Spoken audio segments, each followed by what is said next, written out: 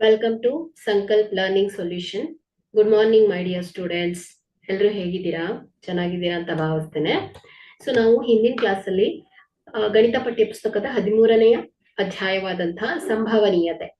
So ಇಲ್ಲಿ ನಿಮ್ಗೆ 1 ಅಂಕದ ಪ್ರಶ್ನೆಗಳು ಹಾಗೆ 3 ಅಂಕದ ಪ್ರಶ್ನೆಗಳು ಬರುತ್ತೆ ಮಕ್ಕಳ ಎಕ್ಸಾಮ್ಸ್ ಅಲ್ಲಿ. ಸೊ 1 ಅಂಕದ ಪ್ರಶ್ನೆಗಳನ್ನ ನೋಡಿದ್ವಿ, ಹಾಗೆ 3 ಅಂಕದ ಪ್ರಶ್ನೆಗಳನ್ನು ಕೂಡ ನೋಡಿದ್ವಿ. ಸೊ ಇನ್ನು 2 ಪ್ರಶ್ನೆಗಳನ್ನ ನಾವು ನೋಡೋಣ ಮಕ್ಕಳೇ.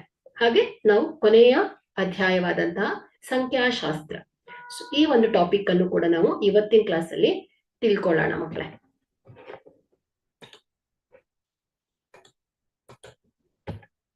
ಸೊ ಇಲ್ಲಿ 9ನೇ ಪ್ರಶ್ನೆಯನ್ನ ಗಮನಿಸಿ. 2 ಕುಂದಿಲ್ಲದ ದಾಳವನ್ನ ಏಕಕಾಲದಲ್ಲಿ ಉರುಳಿಸಲಾಗಿದೆ. ಎ ಮೇಲಿನ ಮುಖದಲ್ಲಿ ಬರುವ ಸಂಖ್ಯೆಗಳ ಮೊತ್ತ 8ಕ್ಕಿಂತ ಕಡಿಮೆ ಆಗಿರುವ ಸಂಭವನೀಯತೆಯನ್ನು ಕಂಡುಹಿಡಿಯಿರಿ. ಹಾಗೆ ಒಂದು ಮುಖದ ಮೇಲೆ ಮಾತ್ರ ವರ್ಗ ಸಂಖ್ಯೆ ಬರುವ ಸಂಭವನೀಯತೆಯನ್ನ ಕಂಡುಹಿಡಿಯಿರಿ ಅಂತ ಕೇಳಿದ್ದಾರೆ. ಸೊ ಇಲ್ಲಿ 2 ದಾಳಗಳನ್ನ ಮೊದಲನೇದಾಗಿ ನೀವು ಒಟ್ಟು ಫಲಿತಾಂಶಗಳನ್ನ ಲೆಕ್ಕ ಹಾಕ್ಬೇಕು. ಓಕೆ, ಸೊ ಇಲ್ಲಿ ಏನ್ ಹೇಳಿ ಎನ್ ಆಫ್ ಎಸ್. ಸೊ ಇಲ್ಲಿ 2 ದಾಳಗಳನ್ನ ಉರುಳಿಸಿದಾಗ ಪ್ರತಿ ತಾಳದ ಮೇಲೆ 6 ಸಂಭವನೀಯ ಫಲಿತಾಂಶಗಳು ಇವೆ ಮಕ್ಕಳೇ. ಸೊ ಆದ್ದರಿಂದ ನೀವು ಒಟ್ಟು ಸಂಭವನೀಯತೆಯ ಫಲಿತಾಂಶಗಳ ಸಂಖ್ಯೆ ಏನಾಗುತ್ತೆ ಹೇಳಿ 6 × 6, ಸೊ 36 ಆಗುತ್ತೆ. ಸೊ ಈಗ ಮೊದಲನೇ ಪ್ರಶ್ನೆ ಏನಿದೆ, ಮೇಲಿನ ಮುಖದಲ್ಲಿ ಬರುವ ಸಂಖ್ಯೆಗಳ ಮೊತ್ತ 8ಕ್ಕಿಂತ ಕಡಿಮೆ ಆಗಿರುವಂತಹ ಫಲಿತಾಂಶಗಳನ್ನ ಗುರುತಿಸ್ಬೇಕು. ಸೊ ಇಲ್ಲಿ 2 ದಾಳಗಳನ್ನ, ಈ ಒಂದು ದಾಳಗಳನ್ನ ಮೇಲಿನ ಸಂಖ್ಯೆಗಳ ಮೊತ್ತ 8ಕ್ಕಿಂತ ಕಡಿಮೆ ಅಂದ್ರೆ ಏನಾಗುತ್ತೆ ಮಕ್ಕಳೇ, 2, 3, 4, 5, 6, 7 ಇರುವ ಜೋಡಿಗಳನ್ನ ನಾವು ಹುಡುಕ್ಬೇಕಾಗತ್ತೆ. ಸೊ ಹಾಗಾದ್ರೆ ಯಾವ್ಯಾವ ಜೋಡಿಗಳು ಬರುತ್ತೆ ನೋಡಿ, ಯಾವ್ಯಾವ ಚಾನ್ಸಸ್ ಇದೆ ಮಕ್ಕಳೇ ನೋಡಿ. 1, 1, ಅದೇ ರೀತಿಯಾಗಿ 1, 2, 1, 3, 1, 4, 1, 5, 1, 6. ಸೊ ಇದು 8ಕ್ಕಿಂತ ಕಡಿಮೆ ಇರುವಂತಹ ಜೋಡಿಗಳು.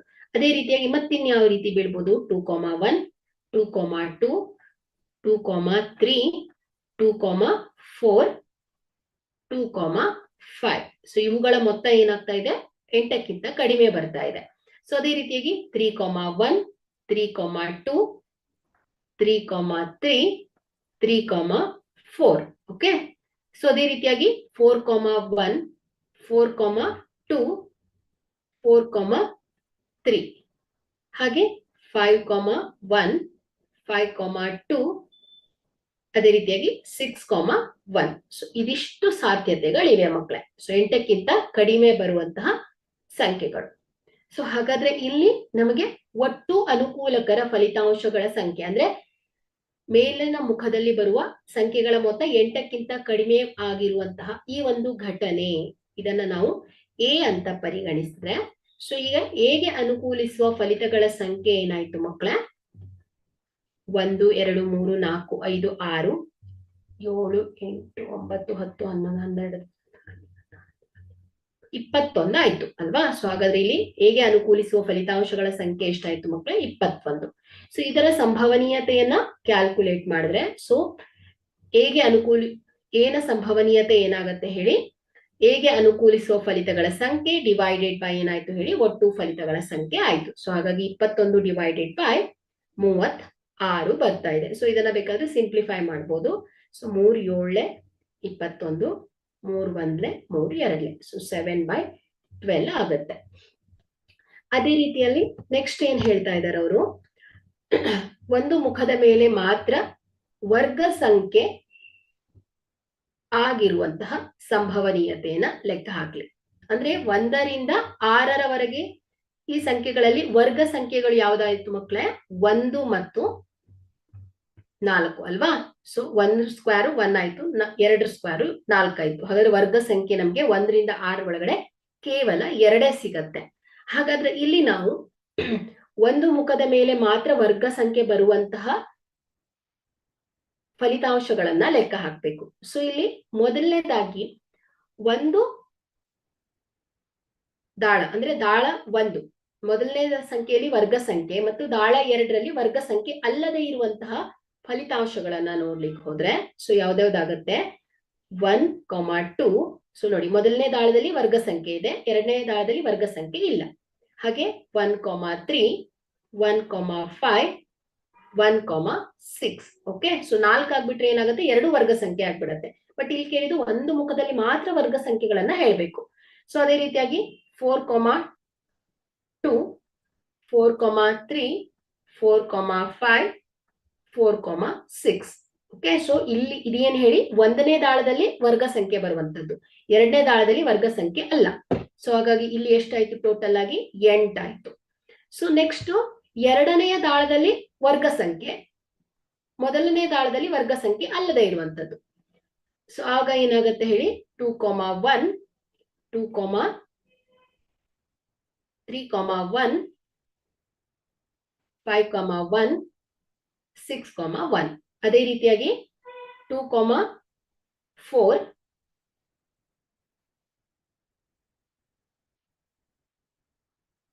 3,4, 5,4 ಹಾಗೆ 6,4.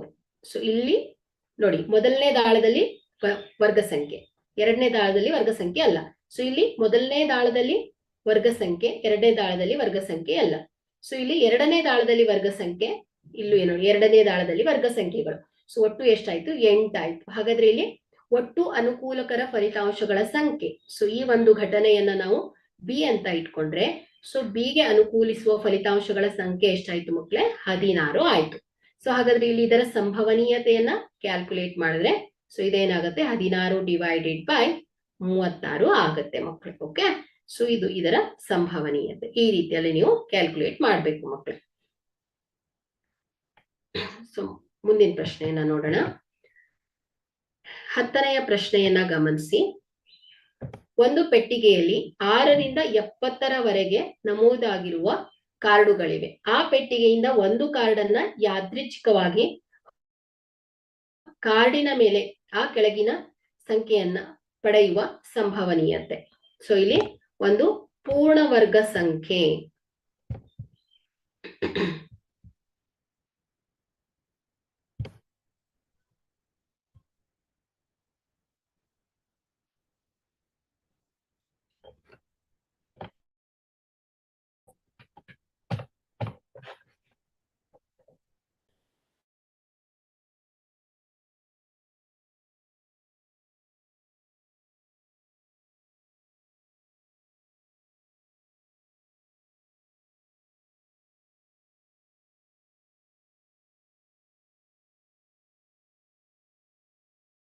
ಓಕೆ. ಸೊ ಒಂದ್ ಸೆಕೆಂಡ್.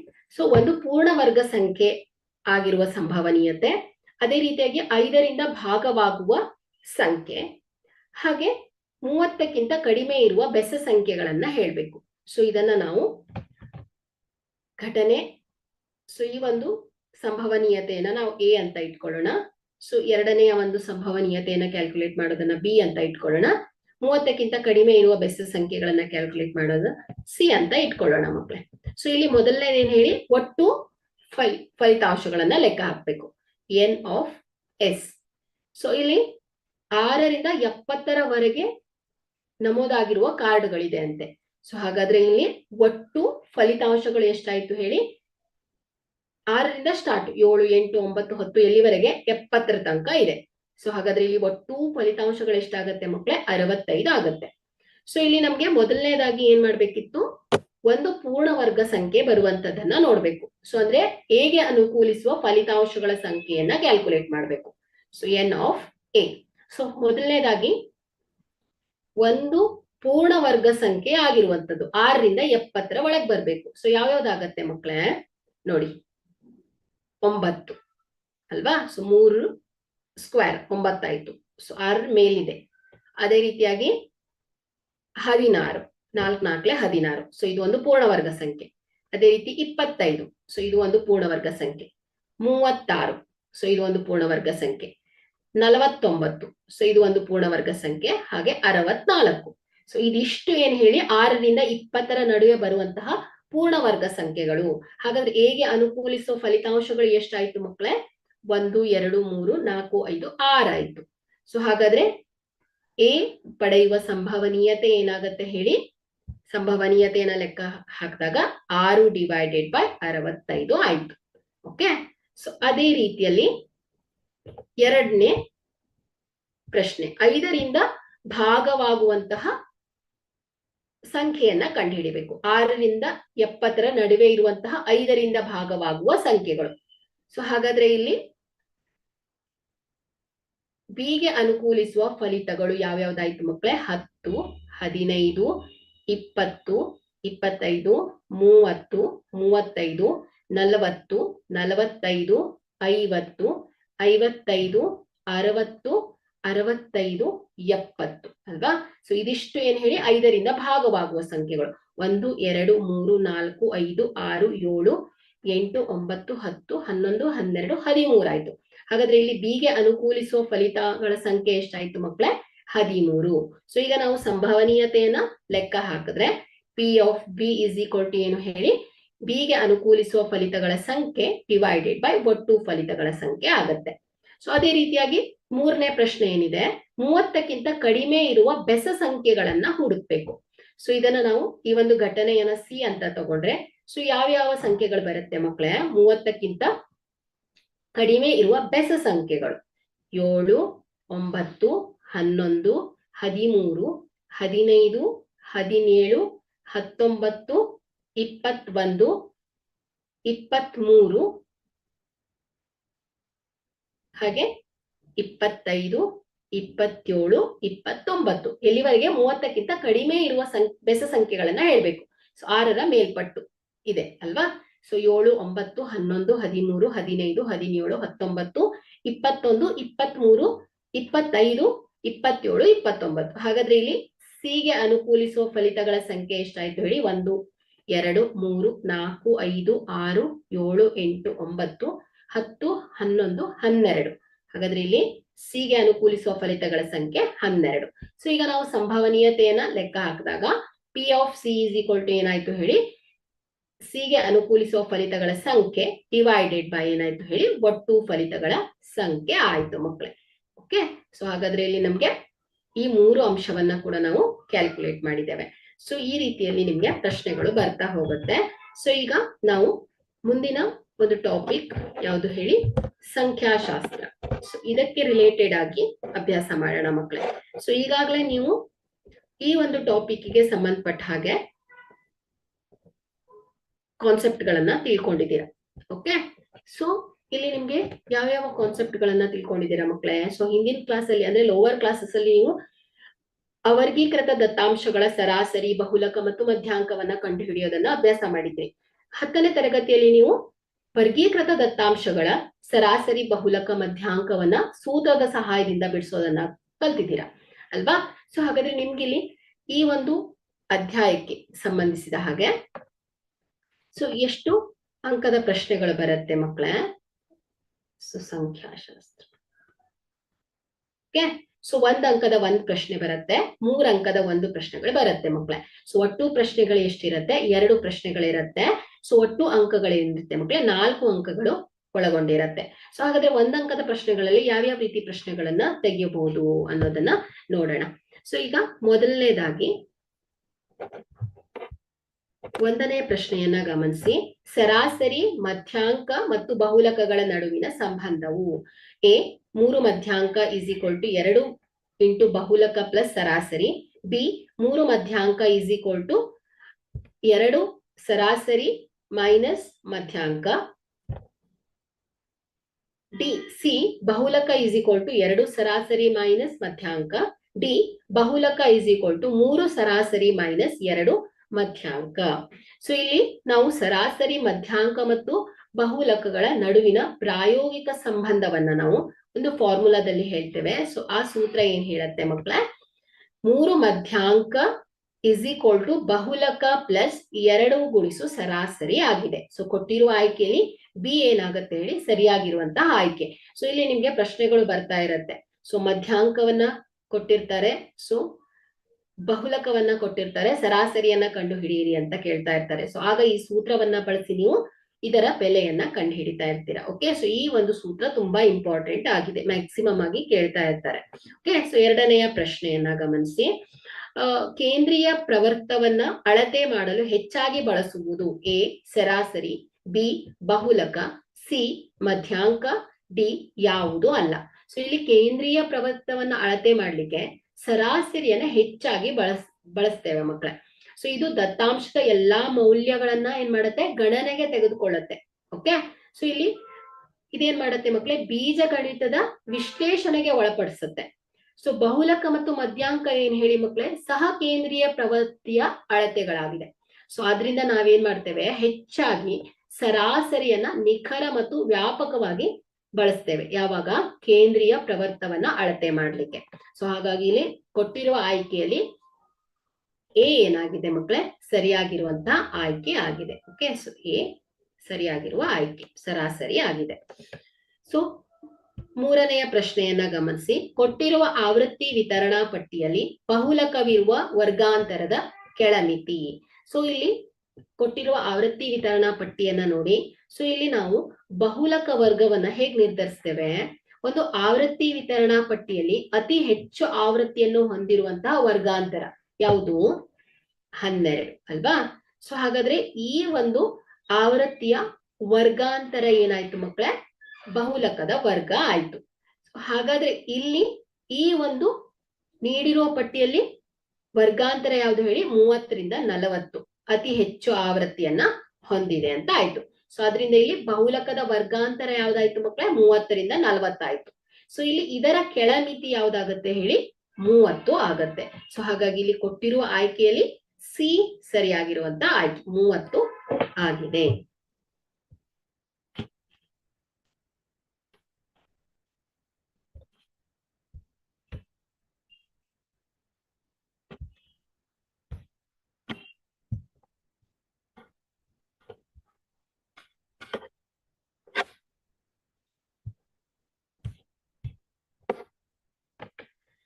ನೆಕ್ಸ್ಟ್ 4ನೇ ಪ್ರಶ್ನೆಯನ್ನ ನೋಡೋಣ. ಮಧ್ಯಾಂಕ is equal to L plus N by 2 minus C F ಅಂದ್ರೆ ಸಂಚಿತ ಆವೃತ್ತಿ ಡಿವೈಡೆಡ್ ಬೈ ಎಫ್ ಆವೃತ್ತಿ ಇಂಟು ಎಚ್ ನಲ್ಲಿ ಎಫ್ ಪ್ರತಿನಿಧಿಸುವುದು. ನೋಡಿ, ಸೊ ಇದು ಮಧ್ಯಾಂಕದ ಸೂತ್ರ. ಸೊ ಇಲ್ಲಿ ಎ ಮಧ್ಯಾಂಕವಿರುವ ವರ್ಗಾಂತರದ ಕೆಳಮಿತಿ ಎಲ್ ಆಗೋಯ್ತದು. ಬಿ ವರ್ಗಾಂತರದ ಗಾತ್ರ, ಸೊ ಗಾತ್ರ ಅಂದಿದೆ ಎಚ್ ಆಗೋಯ್ತು. ಸಿ ಮಧ್ಯಾಂಕವಿರುವ ವರ್ಗಾಂತರದ ಆವೃತ್ತಿ ಅಲ್ವಾ, ಸೊ ಎಫ್. ಡಿ ಸಂಚಿತ ಆವೃತ್ತಿ ಸಿ ಎಫ್. ಹಾಗಾದ್ರೆ ಇಲ್ಲಿ ನಮ್ಗೆ ಎಫ್ ಅಂತ ಹೇಳಿದ್ರೆ ಏನಾಯ್ತು ಹೇಳಿ, ಮಧ್ಯಾಂಕವಿರುವ ವರ್ಗಾಂತರದ ಆವೃತ್ತಿ ಆಯ್ತು ಮಕ್ಕಳೇ. ಸೊ ಹಾಗಾದ್ರೆ ಇಲ್ಲಿ ಕೊಟ್ಟಿರುವಂತಹ ಆಯ್ಕೆಯಲ್ಲಿ ಸಿ ಏನಾಯ್ತು ಹೇಳಿ, ಸರಿಯಾಗಿರುವಂತಹ ಆಯ್ಕೆ ಆಯ್ತು. ಸೂತ್ರವನ್ನ ಕೂಡ ಕೊಟ್ಟು, ಸೊ ಇದರಲ್ಲಿರುವಂತಹ ಅಂಶಗಳನ್ನ ಪ್ರತಿನಿಧಿಸ್ಲಿಕ್ಕೆ ಹೇಳ್ತಾರೆ. ಎ, ಎಚ್ ಅಥವಾ ಎಲ್, ಎನ್. ಸೊ ಏನನ್ನ ಪ್ರತಿನಿಧಿಸುತ್ತೆ, F1, F0, ಬಹುಲಕದ ಸೂತ್ರ. ಸೊ ಇಲ್ಲೂ ಕೂಡ ಕೆಲವೊಂದು ಅಂಶಗಳನ್ನ ನೀವು ಏನಂತ ಹೇಳ್ತೀರಾ ಅಂತ ಕೂಡ ಕೇಳ್ತಾ ಇರ್ತಾರೆ ಮಕ್ಕಳೇ. ಸೊ ಕೇವಲ ಸೂತ್ರವನ್ನ ನೆನ್ಪಿಟ್ಕೊಳ್ಳೋದಲ್ಲ ಅಲ್ಲದೆ, ಸೊ ಅದನ್ನ ಹೇಗೆ ಗುರುತಿಸ್ತೇವೆ, ಸೊ ಏನಂತೇವೆ ಅನ್ನೋದು ಕೂಡ ನಿಮ್ಗೆ ಮುಖ್ಯವಾಗಿ ತಿಳ್ಕೊಂಡಿರ್ಬೇಕು ಮಕ್ಕಳೇ. ಸೊ 5ನೆಯ ಪ್ರಶ್ನೆಯನ್ನ ಗಮನಿಸಿ. ಸೊ 5ನೆಯ ಪ್ರಶ್ನೆಯನ್ನ ಗಮನಿಸಿ ಮಕ್ಕಳೇ. ವರ್ಗಾಂತರದ ಮಧ್ಯ ಬಿಂದುವನ್ನ ಕಂಡು ಹಿಡಿಯುವ ಸೂತ್ರ. ನೋಡಿ, ಸಂಖ್ಯಾಶಾಸ್ತ್ರ ಟಾಪಿಕ್ ತುಂಬಾ ಈಸಿ ಇದೆ ಮಕ್ಕಳೇ. ಮುಖ್ಯವಾಗಿ 3 ಫಾರ್ಮುಲಾಸ್ ಅಲ್ವಾ. ಸೊ ಸಂಖ್ಯಾಶಾಸ್ತ್ರದಲ್ಲಿ ಸರಾಸರಿಯಲ್ಲಿ 3 ವಿಧಾನ ಇದೆ. ಸೊ ಅದರಲ್ಲಿ ಆ ಸೂತ್ರವನ್ನ ನೆನಪಲ್ಲಿ ಇಟ್ಕೊಳ್ಬೇಕು. ಹಾಗೆ ಮಧ್ಯಾಂಕ, ಬಹುಲಕ. ಸೊ ಈ 3 ಸೂತ್ರಗಳನ್ನ ಸರಿಯಾಗಿ ನೆನಪಿನಲ್ಲಿ ಇಟ್ಕೊಂಡ್ ಬಿಟ್ರೆ, ಸೊ ಇದು ತುಂಬಾ ಈಸಿ ಆಗಿರೋ ಟಾಪಿಕ್. ನಾರ್ಮಲ್ ಆಗಿ ಮಲ್ಟಿಪ್ಲಿಕೇಶನ್, ಎಡಿಷನ್ಸ್ ಈ ತರ ಆಪರೇಷನ್ಸ್ ಗಳೇ ಇರ್ತಾ ಹೋಗುತ್ತೆ. ಓಕೆ, ಸೊ ಇಲ್ಲಿ ನಾವು ವರ್ಗಾಂತರದ ಮಧ್ಯ ಬಿಂದುವನ್ನ ಹೇಗೆ ಕಂಡುಹಿಡಿತೇವೆ, ಮೇಲ್ಮಿತಿ ಮೈನಸ್ ಕೆಳಮಿತಿ ಡಿವೈಡೆಡ್ ಬೈ 3, ಬಿ ಮೇಲ್ಮಿತಿ ಪ್ಲಸ್ ಕೆಳಮಿತಿ ಡಿವೈಡೆಡ್ ಬೈ 2, ಸಿ ಮೇಲ್ಮಿತಿ ಮೈನಸ್ ಕೆಳಮಿತಿ ಡಿವೈಡೆಡ್ ಬೈ 2, ಡಿ ಮೇಲ್ಮಿತಿ ಪ್ಲಸ್ ಕೆಳಮಿತಿ ಡಿವೈಡೆಡ್ ಬೈ 3 ಅಂತ ಹೇಳ್ತಾ ಇದ್ದಾರೆ.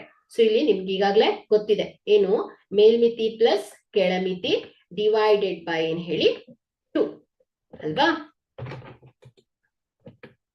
ಸೊ ಹಾಗಾದ್ರೆ ಇಲ್ಲಿ ಕೊಟ್ಟಿರುವಂತಹ ಆಯ್ಕೆಯಲ್ಲಿ ಬಿ ಏನಾಯ್ತು ಹೇಳಿ, ಸರಿಯಾಗಿರುವಂತ ಆಯ್ಕೆ. ಮೇಲ್ಮಿತಿ ಮೈನಸ್ ಅಲ್ಲ, ಮೇಲ್ಮಿತಿ ಪ್ಲಸ್ ಕೆಳಮಿತಿ ಡಿವೈಡೆಡ್ ಬೈ 2 ಮಾಡ್ತೇವೆ. ಸೊ ನೋಡಿ, 5 ರಿಂದ 10 ವರ್ಗಾಂತರ. ಸೊ ಇದರ ಮಧ್ಯ ಬಿಂದುವನ್ನ ಹೇಗೆ ಗುರುತಿಸ್ತೀರಾ, 5 ಪ್ಲಸ್ 10 ಡಿವೈಡೆಡ್ ಬೈ 2 ಅಲ್ವಾ. ಸೊ ಮೇಲ್ಮಿತಿ ಪ್ಲಸ್ ಕೆಳಮಿತಿ ಡಿವೈಡೆಡ್ ಬೈ 2 ಮಾಡಿದ್ರೆ ನಿಮ್ಗೆ ಇದರ ಮಧ್ಯ ಬಿಂದು ಸಿಗತ್ತೆ ಅಲ್ವಾ. ಸೊ ಓಕೆ, ಸೊ 6ನೆಯ ಪ್ರಶ್ನೆ.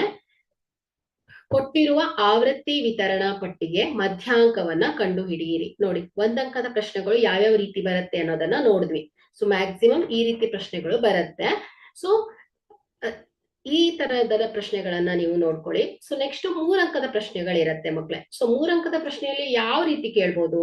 ಮ್ಯಾಕ್ಸಿಮಮ್ ಅಂದ್ರೆ ಮಧ್ಯಾಂಕ ಕೇಳ್ಬೋದು, ಒಂದು ಆವೃತ್ತಿ ವಿತರಣಾ ಪಟ್ಟಿಯನ್ನ ಕೊಡ್ತಾರೆ, ಮಧ್ಯಾಂಕವನ್ನ ಕೇಳ್ಬೋದು, ಅಥವಾ ಸರಾಸರಿಯನ್ನ ಕೇಳ್ಬೋದು, ಅಥವಾ ಬಹುಲಕವನ್ನ ಕೇಳ್ಬೋದು. ಸೊ 3ರಲ್ಲಿ ಯಾವ್ದಾದ್ರು ಒಂದು ಬಂದೇ ಬರತ್ತೆ ಮಕ್ಕಳೇ. ಓಕೆ, ಸೊ ಇಲ್ಲಿ ನೀವು ಸರಾಸರಿ ಕಂಡು ಹಿಡಿಬೇಕಾದ್ರೆ 3 ವಿಧಾನ ಫಾಲೋ ಮಾಡ್ಬೋದು. ಯಾವ ವಿಧಾನವನ್ನಾದ್ರೂ ಉಪಯೋಗಿಸ್ಕೊಂಡು ನೀವು ಸರಾಸರಿಯನ್ನ ಕಂಡು ಹಿಡಿಬಹುದು ಅಲ್ವಾ? ಸೊ ನೇರ ವಿಧಾನ, ಹಂತ ವಿಚಲನ ವಿಧಾನ ಅಲ್ವಾ? ಸೊ 3 ವಿಧಾನಗಳಿವೆ ಅಲ್ವಾ? ಅಂದಾಜು, ಸರಾಸರಿ, ವಿಧಾನ. ಸೊ ಈ 3 ವಿಧಾನದಲ್ಲಿ ಯಾವ್ದಾದ್ರು ವಿಧಾನವನ್ನ ಫಾಲೋ ಮಾಡಿ ನೀವು ಸರಾಸರಿಯನ್ನ ಕಂಡು ಹಿಡಿಬಹುದು. ಅದೇ ಮಧ್ಯಾಂಕ ಮತ್ತು ಬಹುಲಕದಲ್ಲಿ ಕೇವಲ ಒಂದೇ ಒಂದು ವಿಧಾನ ಇದೆ. ಸೊ ಅದರ ಸಹಾಯದಿಂದ ನೀವು ಇದರ ಮಧ್ಯಾಂಕವನ್ನ, ಬಹುಲಕವನ್ನ ಕಂಡು ಹಿಡಿಬಹುದು ಮಕ್ಕಳೇ. ಸೊ ಒಮ್ಮೆ ಅದನ್ನ ಸಾಲ್ವ್ ಮಾಡೋಣ. ಒಂದೊಂದು ಪ್ರಾಬ್ಲಮ್ಸ್ ಅನ್ನ ಮಾಡ್ತಾ ಹೋಗ್ತೇನೆ. ಸೊ ಸಿಮಿಲರ್ ಪ್ರಾಬ್ಲಮ್ಸ್ ಅನ್ನ ನೀವು ಟ್ರೈ ಮಾಡಿ.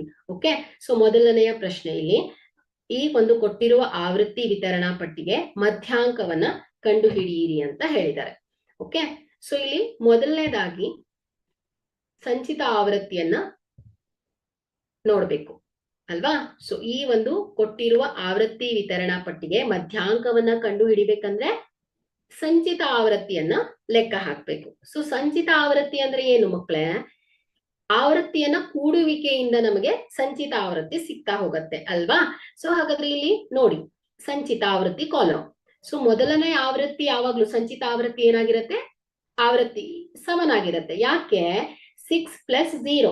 ಹಿಂದಿನ ಆವೃತ್ತಿ ಯಾವಾಗ್ಲೂ ಏನಿರುತ್ತೆ ಹೇಳಿ? 0 ಆಗಿರುತ್ತೆ. ಯಾಕಂದ್ರೆ ಇಲ್ಲಿ ವರ್ಗಾಂತರ ಶುರುವಾಗಿದ್ದೆ 100ರಿಂದ 150ರ ಆವೃತ್ತಿಯನ್ನ ಹೊಂದಿರುವಂತಹ ಸಂಖ್ಯೆಗಳು. ಸೊ ಹಾಗಾಗಿ ಹಿಂದಿನ ಆವೃತ್ತಿ ಯಾವಾಗ್ಲೂ 0. ಸೊ ಹಾಗಾಗಿ 6+0 ಏನಾಯ್ತು? 0 ಆಗ್ಬಿಡ್ತು. ಸೊ ಅದೇ ನೆಕ್ಸ್ಟ್ ಏನು? 6+3 9, 9+5 14, 14+20 34, 34+10 44. ಸೊ ಒಟ್ಟು ಆವೃತ್ತಿ ನೋಡಿ ಇದಕ್ಕೆ ಸಮನಾಗ್ತಾ ಇರ್ಬೇಕು ಯಾವಾಗಲೂ. ಯಾಕಂದ್ರೆ ನಮಗೆ ಸಂಚಿತ ಆವೃತ್ತಿ ಹೇಗ್ ಸಿಗತ್ತೆ ಮಕ್ಕಳೇ? ಆವೃತ್ತಿಯನ್ನ ಕೂಡುವಿಕೆಯಿಂದ ನಮಗೆ ಸಂಚಿತ ಆವೃತ್ತಿ ಸಿಗತ್ತೆ. ಓಕೆ, ಸೊ ಈಗ ನಾವೇನ್ ಮಾಡ್ಬೇಕು ಹೇಳಿ? ಮಧ್ಯಾಂಕ ವರ್ಗವನ್ನ ನಿರ್ಧರಿಸ್ಬೇಕು. ಸೊ ಮಧ್ಯಾಂಕ ವರ್ಗವನ್ನ ಹೇಗ್ ನಿರ್ಧರಿಸ್ತೀರಾ? n/2 ಮಾಡ್ಬೇಕು ಅಲ್ವಾ? ಸೊ ಇಲ್ಲಿ n/ ಒಟ್ಟು ಆವೃತ್ತಿ ಎಷ್ಟಿದೆ ಮಕ್ಕಳೇ? 44 ಇದೆ. ಡಿವೈಡೆಡ್ ಬೈ 2 ಮಾಡಿ. ಸೊ ಎಷ್ಟು ಬರ್ತಾ ಇದೆ? 22 ಬಿಟ್ಟು. ಸೊ ಈಗ ಈ 22 ಸಂಚಿತ ಆವೃತ್ತಿಯಲ್ಲಿ ಎಲ್ಲಿ ಬರುತ್ತೆ ಅನ್ನೋದನ್ನ ಗಮನಿಸ್ಬೇಕು. ನೋಡಿ, ಸಂಚಿತ ಆವೃತ್ತಿ 22ಕ್ಕಿಂತ ಹೆಚ್ಚಿರುವ ಮೊದಲ ವರ್ಗಾಂತರ ಯಾವುದು ಅಂತ ನೋಡ್ಬೇಕು. ಸೊ ಯಾವ್ದಾಯ್ತು ನೋಡಿ. ಸೊ ಇಲ್ಲಿ 14ಕ್ಕೆ ಎಂಡ್ ಆಗ್ಬಿಡ್ತು ಅಲ್ವಾ?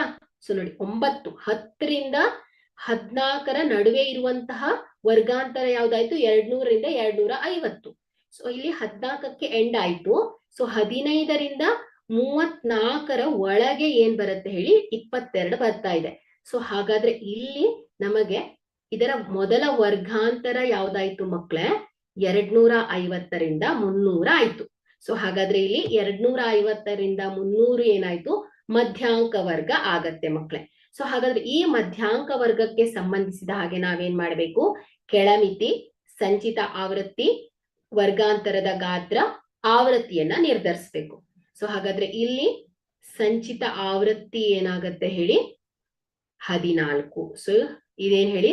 ಸಂಚಿತ ಆವೃತ್ತಿ ಅಂದ್ರೆ ಏನ್ ಹೇಳಿ? ಹಿಂದಿನ ವರ್ಗದ ಸಂಚಿತ ಆವೃತ್ತಿ. ಸೊ ಮಧ್ಯಾಂಕ ವರ್ಗದ ಹಿಂದಿನ ವರ್ಗದ ಸಂಚಿತ ಆವೃತ್ತಿ ಏನ್ ಹೇಳಿ? 14. ಸೊ ಇಲ್ಲಿ ಮಧ್ಯಾಂಕ ವರ್ಗದ ಆವೃತ್ತಿ ಏನ್ ಹೇಳಿ? 20. ಸೊ ಹಾಗಾಗಿ F = ಏನ್ ಹೇಳಿ? 20. ವರ್ಗಾಂತರದ ಗಾತ್ರ ಏನು? H = 300 - 250. ಎಷ್ಟು ಬರುತ್ತೆ? 50. ಓಕೆ, ಡಿಫ್ರೆನ್ಸ್ ಇದರ ಗಾತ್ರ. ಸೊ ಅದೇ ರೀತಿಯಾಗಿ ಕೆಳಮಿತಿ ಬೇಕು. ಸೊ ಮಧ್ಯಾಂಕ ವರ್ಗದ ಕೆಳಮಿತಿ ಎಷ್ಟು ಮಕ್ಕಳೇ? 250. ಓಕೆ, ಸೊ ಹಾಗಾಗಿ ಇಲ್ಲಿ L = ಏನ್ ಹೇಳಿ? 250. ಸೊ ಈ ಮೌಲ್ಯವನ್ನ ನಾವು ಸೂತ್ರದಲ್ಲಿ ಆದೇಶಿಸಿದ್ರೆ ಸೊ ಇದೇನಾಗತ್ತೆ ಹೇಳಿ? 250 ಪ್ಲಸ್ n/2 ಎಷ್ಟು ಬಂದಿದೆ? 22 ಮೈನಸ್ CF ಸಂಚಿತ ಆವೃತ್ತಿ ಎಷ್ಟು? 14 ಡಿವೈಡೆಡ್ ಬೈ F ಎಷ್ಟು ಮಕ್ಕಳೇ? 20 ಗುಣಿಸು 50. ಸೊ ಇದು 250 ಪ್ಲಸ್ 22 ಮೈನಸ್ 14 ಎಷ್ಟು ಬರುತ್ತೆ 8 ಡಿವೈಡೆಡ್ ಬೈ 20 ಗುಣಿಸು 50 is equal to 250 plus 8 5 40 400 divided 20. So 0 0 ಹೋಯ್ತು 2 1 2 20. So 250 plus 20 is equal to ಎಷ್ಟಾಯ್ತು ಹೇಳಿ 270 ಆಯ್ತು. ಹಾಗಾದ್ರೆ ಇಲ್ಲಿ ದತ್ತಾಂಶದ ಮಧ್ಯಾಂಕ ಏನಾಯ್ತು ಹೇಳಿ 270 ಆಗಿದೆ. ಓಕೆ, ಸೊ ಇಲ್ಲಿ ಮಧ್ಯಾಂಕ ವರ್ಗವನ್ನ ನೀವು n/2 ಇಂದ ನಿರ್ಧರಿಸ್ತೀರಾ ಮಕ್ಕಳೇ. ಓಕೆ, ಸೊ ಇದನ್ನ ನೀವು ಕರೆಕ್ಟ್ ಆಗಿ ತಿಳ್ಕೊಳ್ಬೇಕು ಈ ಪಾಯಿಂಟ್ಸ್ ಅನ್ನ. ಓಕೆ, ಸೊ ನೆಕ್ಸ್ಟ್ ಬಹುಲಕವನ್ನ ಕಂಡು ಹಿಡಿಬೇಕು. ಕೆಳಗಿನ ದತ್ತಾಂಶಗಳಿಗೆ ಬಹುಲಕವನ್ನ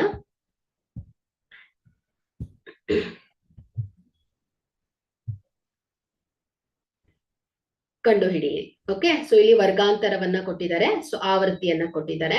ಸೊ ಇಲ್ಲಿ ನಾವು ಮೊದಲನೇದಾಗಿ ಬಹುಲಕ ವರ್ಗವನ್ನ ಹೇಗೆ ಗುರುತಿಸ್ತೇವೆ, ದತ್ತಾಂಶದಲ್ಲಿ ಅತಿ ಹೆಚ್ಚು ಆವೃತ್ತಿಯನ್ನ ಹೊಂದಿರುವಂತದನ್ನ ಗುರುತಿಸ್ತೇವೆ.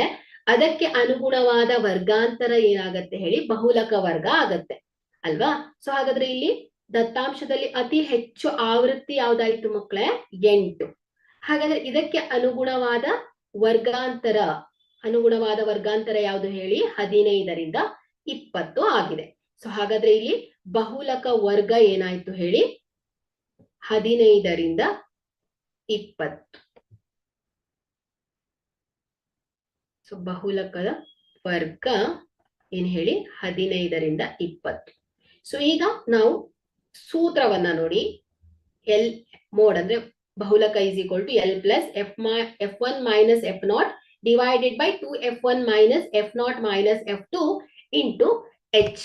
ಸೊ ಈಗ ನಾವು ಈ ಎಲ್ಲ ಅಂಶಗಳನ್ನ ಗುರುತಿಸ್ಕೊಳ್ಬೇಕು. ಬಹುಲಕ ವರ್ಗ ಯಾವುದು 15ರಿಂದ 20. ಸೊ ಹಾಗಾದ್ರೆ ಇಲ್ಲಿ ಈ ಒಂದು ಬಹುಲಕ ವರ್ಗದ ಕೆಳಮಿತಿ ಏನಾಯ್ತು ಹೇಳಿ 15 ಅಲ್ವಾ.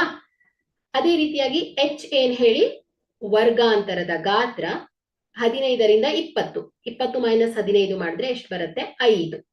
ಸೊ ಅದೇ ರೀತಿ f1 ಏನ್ ಹೇಳಿ ಬಹುಲಕ ವರ್ಗದ ಆವೃತ್ತಿ ಯಾವುದು, ಬಹುಲಕ ವರ್ಗದ ಆವೃತ್ತಿ f1 ನೋಡಿ. ಬಹುಲಕ ವರ್ಗಾಂತರ ಇದು, ಸೊ ಇದರ ಆವೃತ್ತಿ ಏನಾಯ್ತು ಹೇಳಿ f1 8. ಬಹುಲಕ ವರ್ಗದ ಹಿಂದಿನ ವರ್ಗದ ಆವೃತ್ತಿ f0 ಎಷ್ಟು 5. ಬಹುಲಕ ವರ್ಗದ ಮುಂದಿನ ವರ್ಗದ ಆವೃತ್ತಿ f2 ಇಸ್ ಈಕ್ವಲ್ ಟು ಏನ್ ಹೇಳಿ 4 ಅಲ್ವಾ.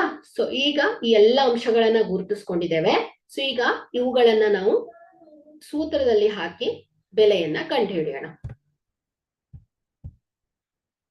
ಸೊ ಇಸ್ ಈಕ್ವಲ್ ಟು ಏನಾಯ್ತು ಹೇಳಿ L 15 plus f1 8 minus f0 ಎಷ್ಟಿದೆ 5 ಡಿವೈಡೆಡ್ ಬೈ 2 ಗುಣಿಸು f1 8 minus f0 minus 5 minus f2 ಎಷ್ಟಿದೆ 4 ಗುಣಿಸು ಎಷ್ಟು ಹೇಳಿ 5. So is equal to 15 plus ನೋಡಿ ಜಸ್ಟ್ ಮಲ್ಟಿಪ್ಲಿಕೇಶನ್ ಡಿವಿಷನ್ ಮಾಡ್ತಾ ಹೋದ್ರೆ ಆಯ್ತು. 8 ಮೈನಸ್ 5 3 ಡಿವೈಡೆಡ್ ಬೈ 8 2 16 16 ಮೈನಸ್ 5 4 9 ಆಯ್ತು. 16 ಮೈನಸ್ 9 ಗುಣಿಸು ಏನ್ ಹೇಳಿ 5. ಸೊ ನೆಕ್ಸ್ಟ್ ಪೇಜ್ ತಗೊಳ್ಳೋಣ. So 15 plus 3 divided by 16 minus 9 ಎಷ್ಟು 7 ಗುಣಿಸು 5. Okay, so is equal to ಇಲ್ಲೇ ಬರೀತೇನೆ 15 ಪ್ಲಸ್ 5 3 15 15 ಡಿವೈಡೆಡ್ ಬೈ 7 ಎಷ್ಟು ಬರುತ್ತೆ ಮಕ್ಕಳೇ 2.1428. ಸೊ ಈಸ್ ಈಕ್ವಲ್ ಟು ಎಷ್ಟಾಯ್ತು ಹೇಳಿ 17.14. ಓಕೆ, ಹಾಗಾದ್ರೆ ಇಲ್ಲಿ ದತ್ತಾಂಶದ ಬಹುಲಕ ಅಂದಾಜು ಎಷ್ಟಾಯ್ತು ಮಕ್ಕಳೇ 17.14 ಆಗಿದೆ. ಓಕೆ, ಸೊ ನಾವಿಲ್ಲಿ ಒಂದು ಮಧ್ಯಾಂಕ ಕಂಡು ಹಿಡಿಯೋದನ್ನ ನೋಡಿದ್ವಿ. ಸೊ ಇನ್ನೊಂದು ಬಹುಲಕವನ್ನ ಕಂಡು ಹಿಡಿಯೋದನ್ನ ನೋಡ್ವಿ. ಈ ರೀತಿಯಲ್ಲೇ ನೀವು ಡಿಫ್ರೆಂಟ್ ಕ್ವಶನ್ಸ್ ಗಳನ್ನ ತಗೊಂಡು ಸಾಲ್ವ್ ಮಾಡ್ತಾ ಹೋಗ್ಬೇಕು ಮಕ್ಕಳೇ. ಸೊ ಕೊನೆಯದಾಗಿ ನಾವು ಕೊಟ್ಟಿರುವ ಆವೃತ್ತಿ ವಿತರಣಾ ಪಟ್ಟಿಗೆ ಸರಾಸರಿಯನ್ನ ಕಂಡು ಹಿಡಿಯೋದನ್ನ ನೋಡೋಣ ಮಕ್ಕಳೇ. ಸೊ ನಾವು ಇಲ್ಲಿ ನೇರ ವಿಧಾನವನ್ನ ಬಳಸಿ ಸರಾಸರಿಯನ್ನ ಕಂಡು ಹಿಡಿಯೋಣ. ಸೊ ನೀವು ಹಂತ ವಿಚಲನ ವಿಧಾನವನ್ನಾದ್ರೂ ಬಳಸಬಹುದು, ಅಂದಾಜು ಸರಾಸರಿ ವಿಧಾನವ ಸೂತ್ರವನ್ನ ಬಳಸಿ ಕೂಡ ನೀವು ಕೊಟ್ಟಿರುವ ಆವೃತ್ತಿ ವಿತರಣಾ ಪಟ್ಟಿಯ ಸರಾಸರಿಯನ್ನ ಕಂಡು ಹಿಡಿಬಹುದು ಮಕ್ಕಳೇ. ಓಕೆ, ಸೊ ನಾವಿಲ್ಲಿ ನೇರ ವಿಧಾನವನ್ನ ಬಳಸೋಣ. ಸೊ ಇಲ್ಲಿ ನೇರ ವಿಧಾನದ ಸೂತ್ರ ಏನ್ ಹೇಳಿ, X bar is equal to summation F I X I divided by summation F I. Okay, so ಇಲ್ಲಿ ನಮ್ಗೆ ಈ ಒಂದು ಸೂತ್ರಕ್ಕೆ ಎಲ್ಲ ಮೌಲ್ಯಗಳನ್ನ ಹಾಕ್ಬೇಕು ಅಂದ್ರೆ ಎಕ್ಸ್ ಐ ಬೇಕು, F I into X I ಬೇಕು ಅಲ್ವಾ. ಸೊ ಹಾಗಾಗಿ 2 ಕಾಲಮ್ ಅನ್ನ ಮಾಡ್ಕೊಳ್ಬೇಕು. ಸೊ ಮೊದಲನೇದಾಗಿ ಮಧ್ಯ ಬಿಂದುವನ್ನ ಕಂಡು ಹಿಡಿಯೋಣ, ಎಕ್ಸ್ ಐ. ಸೊ ಈಗಾಗಲೇ ನೀವು 1 ಅಂಕದ ಪ್ರಶ್ನೆಯಲ್ಲಿ ನೋಡಿದಿರಾ ಮಧ್ಯ ಬಿಂದುವನ್ನ ಕಂಡು ಹಿಡಿಯೋದು ಹೇಗೆ ಮಕ್ಕಳೇ, ಕೆಳಮಿತಿ ಪ್ಲಸ್ ಮೇಲ್ಮಿತಿ ಡಿವೈಡೆಡ್ ಬೈ 2 ಅಲ್ವಾ. ಸೊ 0 ಪ್ಲಸ್ 10 ಡಿವೈಡೆಡ್ ಬೈ 2 ಎಷ್ಟಾಗತ್ತೆ ಹೇಳಿ, 5. 10 plus 20 divided by 2 15. 20 plus 30 divided by 2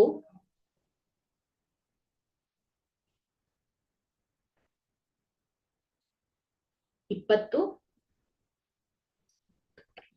3 5 25 sorry 25. 30 plus 40 divided by 2 35. So 40 plus 50 divided by 2 45. Okay, so ಈಗ ನಾವು F I into X I ಅನ್ನ ಫೈಂಡ್ ಔಟ್ ಮಾಡೋಣ. ಸೊ 5 4 20, 15 ಗುಣಿಸು 9, 5 9 45, 135. So 15 ಗುಣಿಸು 25.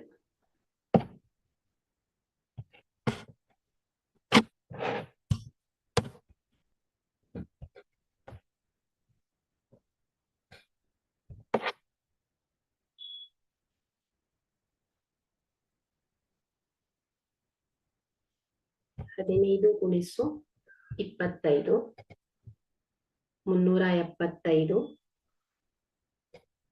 14 ಗುಣಿಸು 35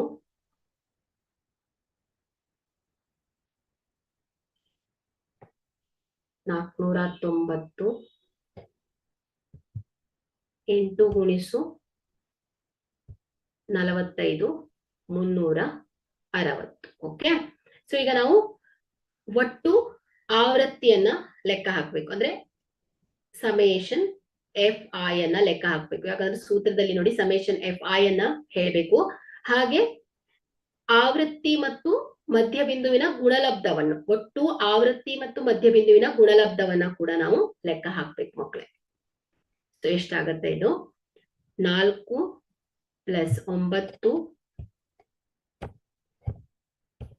so 4 plus 9 plus 15 plus 14 plus 8 50 ಆಯ್ತಲ್ವಾ. ಸೊ 50.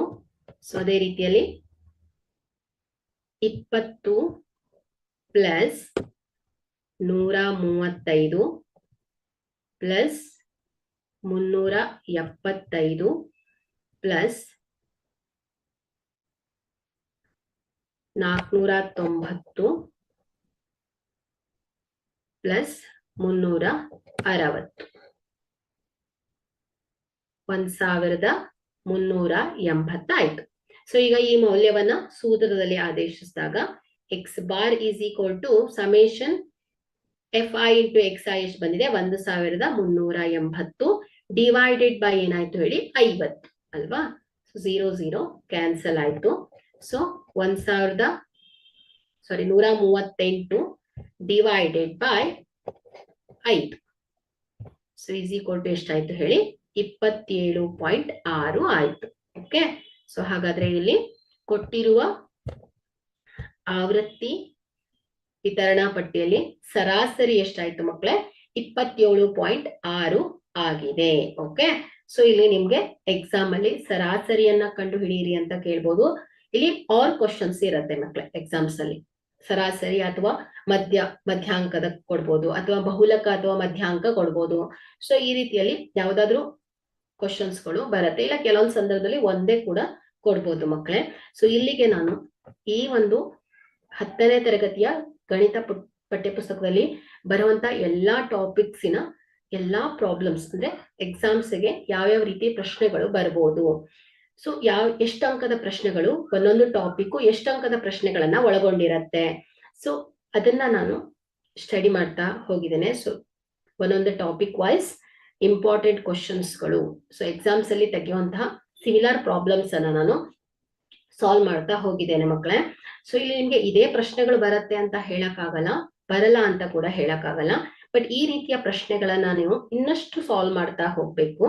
ಸೊ ಆಗ perfect ಆಗತ್ತೆ. ಸೊ ಯಾವತ್ತೂ ನಾನು ಹೇಳ್ತೇನೆ, ಗಣಿತವನ್ನ ಓದ್ಬೇಡಿ, ಆದಷ್ಟು ಪ್ರಾಕ್ಟೀಸ್ ಮಾಡ್ತಾ ಹೋಗಿ ಮಕ್ಕಳೇ, ವರ್ಕೌಟ್ ಮಾಡ್ಬೇಕು. ಸುಮ್ಮನೆ ಒಂದು ಪೇಪರ್ಸ್ ತಗೊಂಡು ನೋಡ್ಕೋತಾ ಆದ್ರೂ ಸಾಲ್ವ್ ಮಾಡ್ಕೋತಾ ಹೋಗ್ಬೇಕು ಮಕ್ಕಳೇ. 1 ಸಲ 2 ಸಲ 3 ಸಲ ಈ ರೀತಿ ಸಾಲ್ವ್ ಮಾಡ್ತಾ ಹೋದಾಗ ನಿಮಗೆ ಇನ್ನಷ್ಟು ಪರ್ಫೆಕ್ಟ್ ಆಗ್ತಾ ಹೋಗುತ್ತೆ. ಓಕೆ, ಸೊ ಸುಮ್ನೆ ಓದಿ ಮೇಲಿನ ಮೇಲೆ ನೋಡ್ಕೊಂಡು ಇಷ್ಟು ಈಸಿ ಇದೆ ಸಾಲ್ವ್ ಮಾಡ್ಬೋದು ಅಂತ ಯೋಚನೆನೆ ಮಾಡಬಾರ್ದು. ಓಕೆ, ಸೊ ಇಲ್ಲಿಗೆ ಗಣಿತಕ್ಕೆ ಸಂಬಂಧಪಟ್ಟಂತ ಎಲ್ಲಾ ಟಾಪಿಕ್ಸ್ಗಳು ಕಂಪ್ಲೀಟ್ ಆದ್ವು ಮಕ್ಕಳೇ. ಸೊ ನೀವು ಇನ್ನೇನಿದ್ರು ಎಕ್ಸಾಮ್ಸ್ಗೆ ಪ್ರಿಪೇರ್ ಆಗಿ ಚೆನ್ನಾಗಿ ಓದಿ ಚೆನ್ನಾಗಿ ಅಂಕಗಳನ್ನ ಪಡೀರಿ ಮಕ್ಕಳೇ.